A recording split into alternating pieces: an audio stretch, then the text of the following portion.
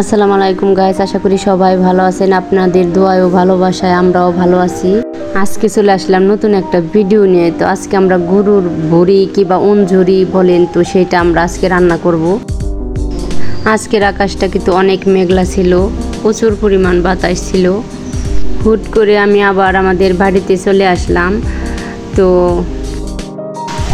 এরকম মুগ্ধ করা পরিবেশ কিন্তু চোখেই পড়ে না।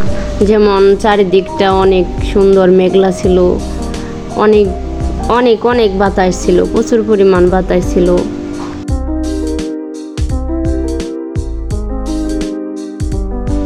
যেদিকেই তাকায় চোখ দুটো জুড়িয়ে যায়। তো আজকে আমি কিন্তু গরুর ভুঁড়ি রান্না করব।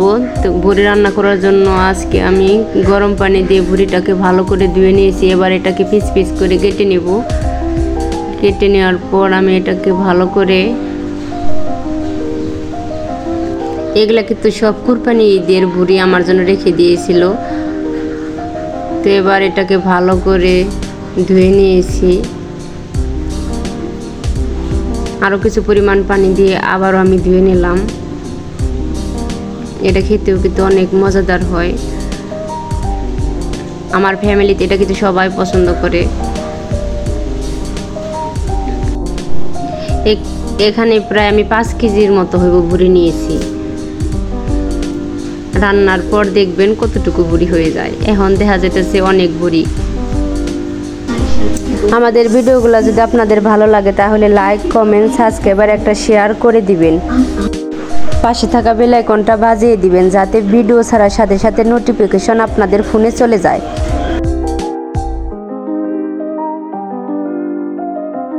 আমাদের মতো ভুঁড়ি বা অঞ্জুরি বলেন কে কে খেতে পছন্দ করেন, আশা করি কমেন্টে জানাবেন। দেখেন কত পরিষ্কার হয়েছে ভুঁড়িটা। এগুলা কিন্তু অনেক টাইট ফিট ছিল অবস্থা। তো আমি এটাকে ভালো করে ট্রিটমেন্ট করতে করতে এই পর্যায়ে এনেছি।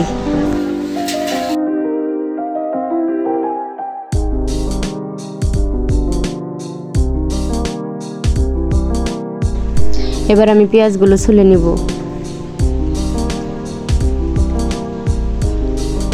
তো পেঁয়াজগুলো ছোলা হয়ে গেছে। এবার আমি পেঁয়াজগুলো ভালো করে ধুয়ে নিব।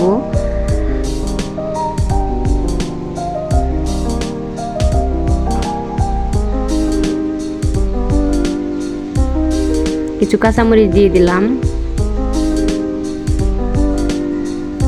এইগুলো মরিচগুলো কিন্তু আমাদের গাছেরই। তো আমার ধোয়া হয়ে গেছে। পেঁয়াজগুলো আমি কিন্তু কেটে নিতেছি। তো রান্নার যা যা সব কিছু আমি নিজেই গুছিয়ে নিতেছি। তো এবার আমার কাটা ধোয়া সব কিছুই শেষ। এবার কিন্তু আমি রান্নার পর্যায়ে চলে যাব।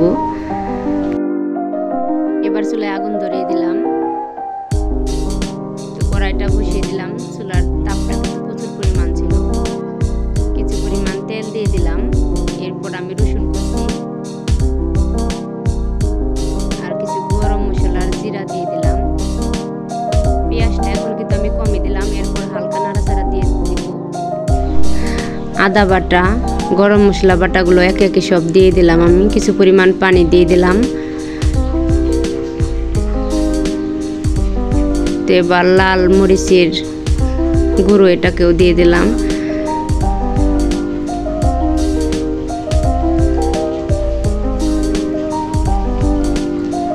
স্বাদ মতো লবণ।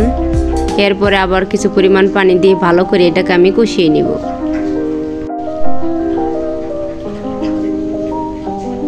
আমার কষানো হয়ে গেছে। এখন আমি ভুঁড়িগুলো এই জায়গায় দিয়ে দিব।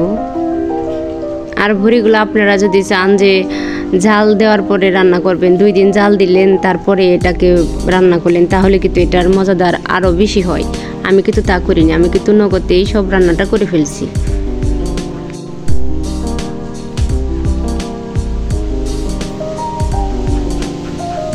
খড়ির চুলায় রান্নাটা না তারপরও কিরকম জানি ধুমাইতেছি। প্রচুর পরিমাণ বাতাস। তো বলেছি আপনাদের বৃষ্টি হইতেছে।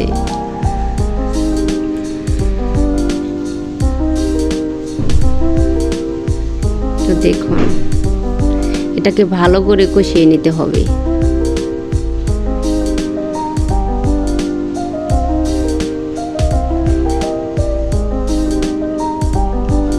আবার আমি ঢাকনা দিয়ে ঢেকে দিলাম।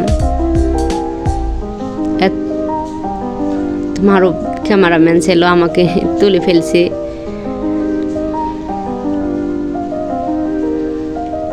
এরপরে আবার আমি অনেক পরিমাণ পানি দিয়ে দিলাম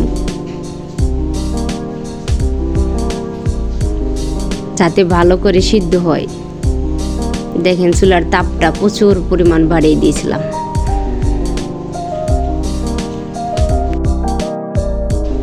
গ্রামে মানুষ যেভাবে রান্না বান্না করে আমিও কিন্তু ওইভাবে রান্না বান্না করার চেষ্টা করি। মাটির চুলার রান্নাটা কিন্তু অনেক মজাদার হয়। আপনি যতই গ্যাসের চুলায় কিংবা মাইক্রোওভেনে রান্না বান্না করেন না কেন, কুকারে, তারপরও মাটির চুলার রান্নাটার স্বাদই একটা অন্যরকম ফ্লেভার আসে। তো আমার কষানোটা হয়ে গেছে। এবার আমি যে কিছু পেঁয়াজ কাঁচামরিচ কেটে রেখেছিলাম ওইগুলা এর উপরে দিয়ে দিব। খেতে অনেক ভারী মজাদার লাগে। পেঁয়াজগুলো কিন্তু গলে না, একটু আনামানামি পেঁয়াজগুলো থাকে।